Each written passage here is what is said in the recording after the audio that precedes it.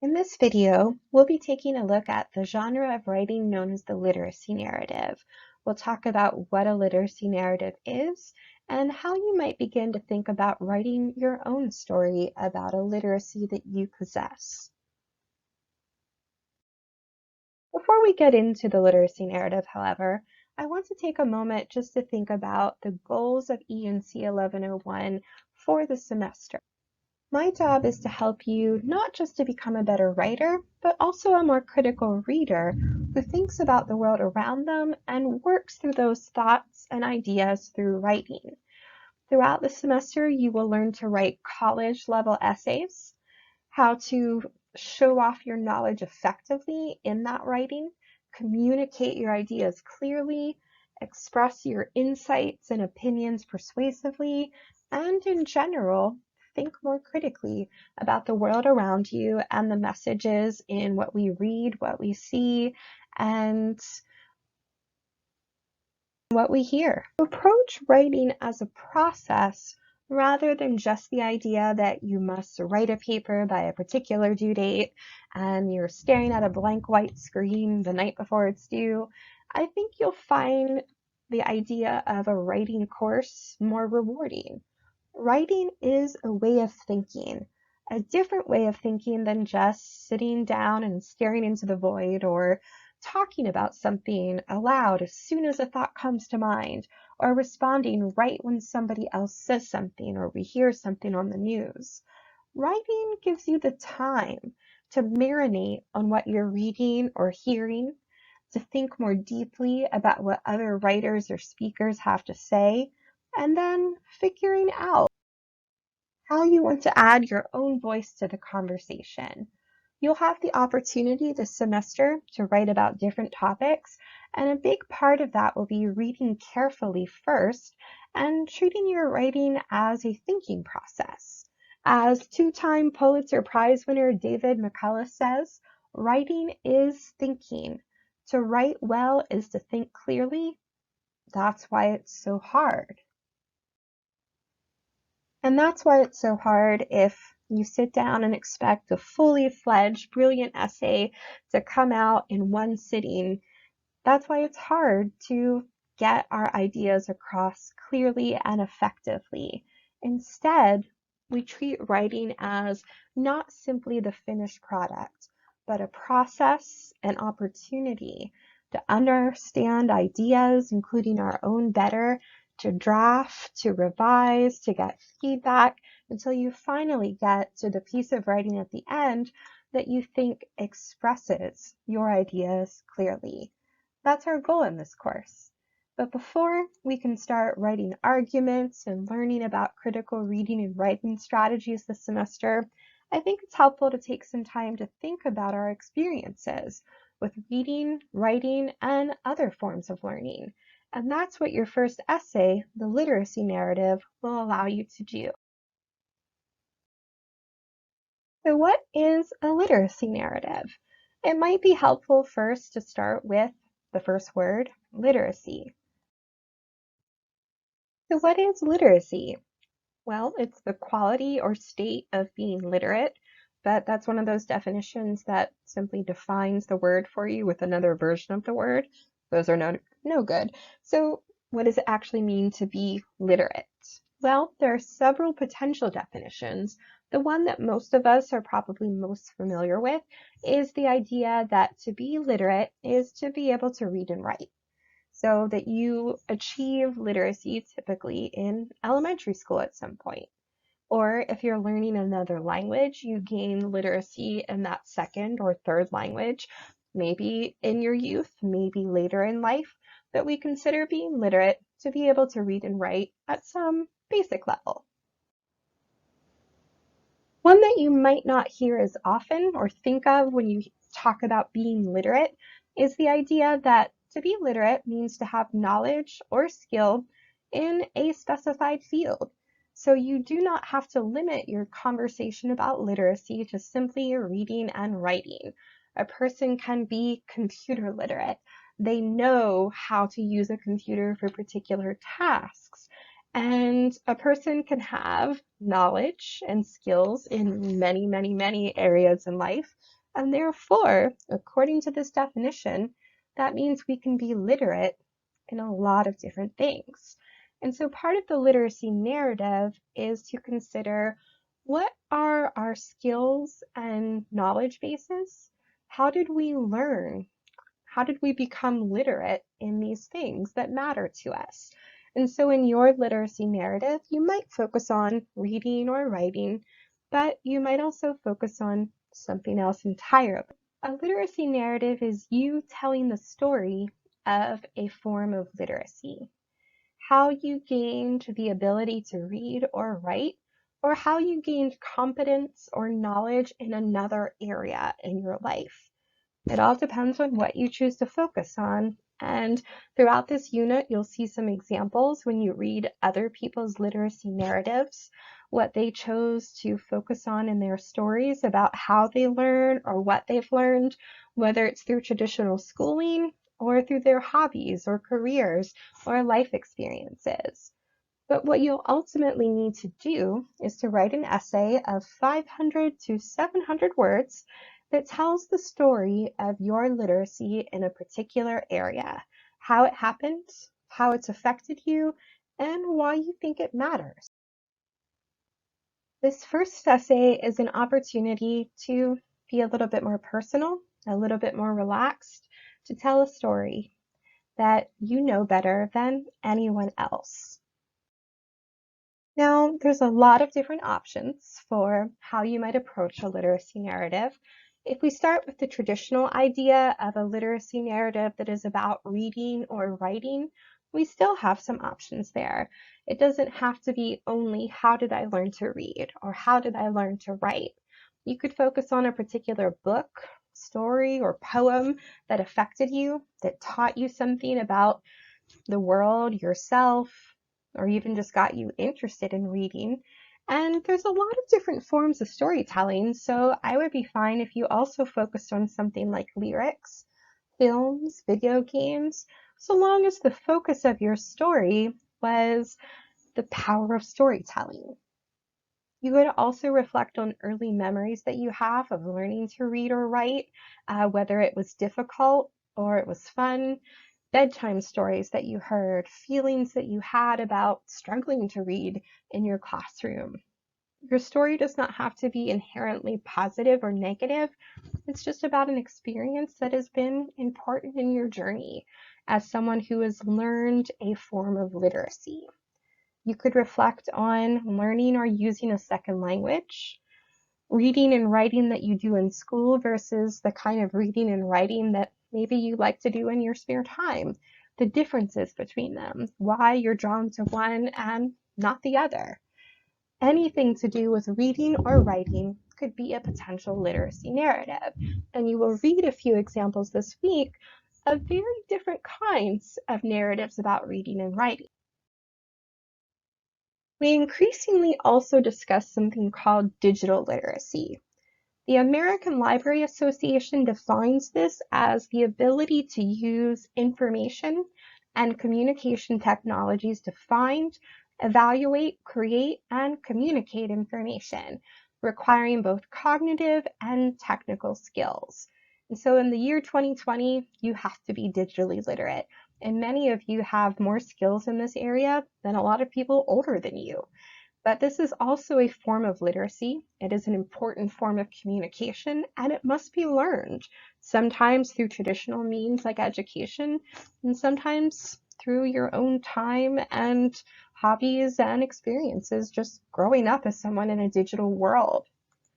And so what we might break the idea of digital literacy down into is basically three components. According to Hiller Spires, professor of literacy and technology, yes, you could be a professor of literacy at North Carolina State University. Spires says that digital literacy is finding and consuming digital content, creating digital content, and communicating or sharing it. And so when you are on Reddit, you are engaging in digital literacy. When you are sharing a meme on your chosen form of social media, you are proving your digital literacy. The fact that you probably know more about TikTok than I do is a form of digital literacy in which you are superior.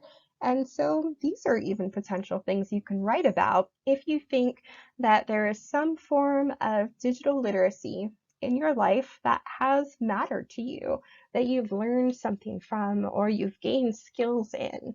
There's a lot of opportunity with this first essay to be creative and to be different. So digital literacy could be your use of social media, Instagram, photography, blogging, podcasts you listen to, or maybe you even have one. Texting and other social apps that affect our social relationships and communication. What kind of role do they play in your life? How are they different or alike the kind of communication that you learn in school? Are you a programmer, a coder, a video game player? Those are also competencies. They take skill, they take experience, and they add something to your life.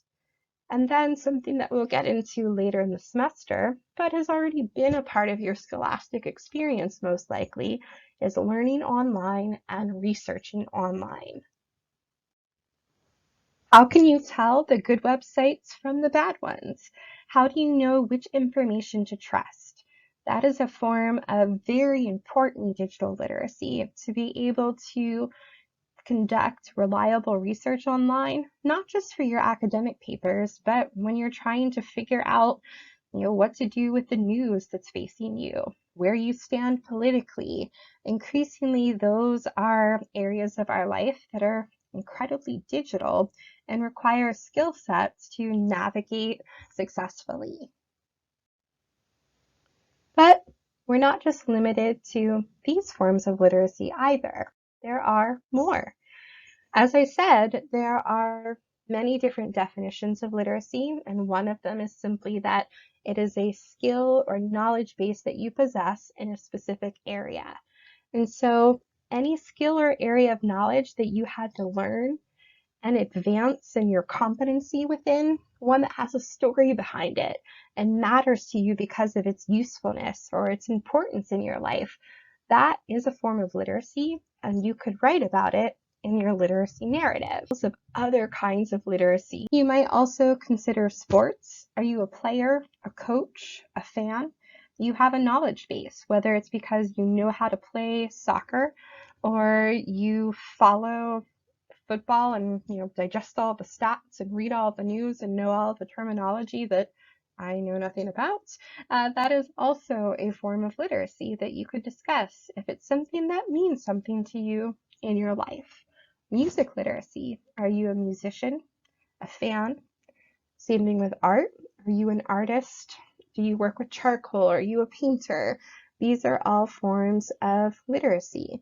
You know the language, the skill set, the practices that other people may not. And whatever role it has had in your life, you could tell that story. How did you get better at it? Why was it a struggle? Why did it appeal to you? There's many different directions you could go in. So consider the hobbies and things that you do daily that you might take for granted, but you had to learn how to do, and other people might not know how to do what you can. Ultimately, when we talk about literacy, we're talking about learning, knowledge, and practice. And I think that those are important things to think about at the beginning of a semester when you are working to learn new skills in your courses, to expand upon previous experiences to keep getting better. How you learn is important to think about. And I think you might find this assignment helpful in considering, well, what skills do you already have that you should be proud of and that you can continue to learn from? So whether you focus on how you learn to read or favorite books, or your hobbies as a musician, or your participation in collegiate sports, whatever it is, if it focuses on your abilities, your learning process, that is a valid topic for a literacy narrative.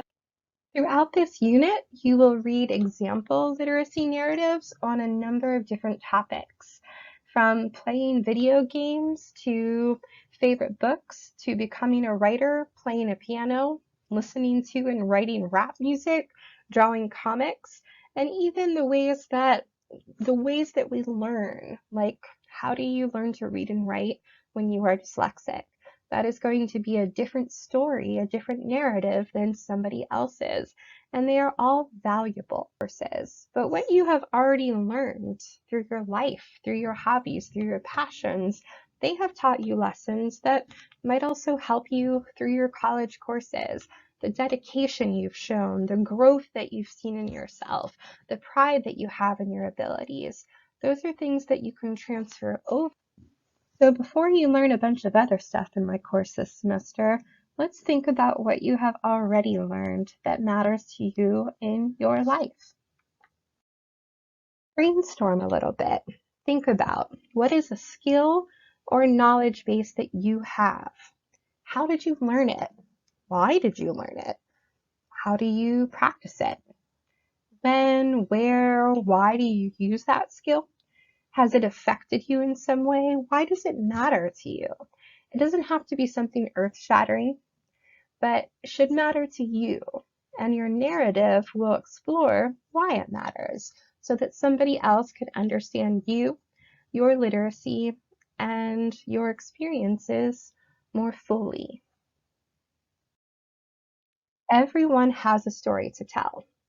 And in this case, your job is to tell a story about your literacy, whether it's a traditional narrative that focuses on reading and writing in some way, which there's a lot of different ways you can talk about those things, but you're also welcome to focus on something else entirely, something that is outside of the scope of traditional education, or maybe even focuses on, another subject of interest to you, like the sciences or like history and politics. If it requires study, practice, knowledge, learning, and growth, it is a potential topic for a literacy narrative. In the next pages of the module, you are going to read some example literacy narratives, and as you do, I would like you to pay attention not just to what the authors write about, but how they write.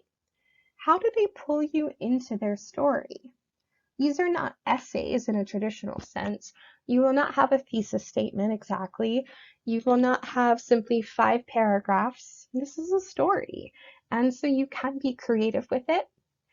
You can express yourself as you see fit. And you'll see a lot of different styles of writing in the examples you'll be reading this week. So however you want to tell your story, you can.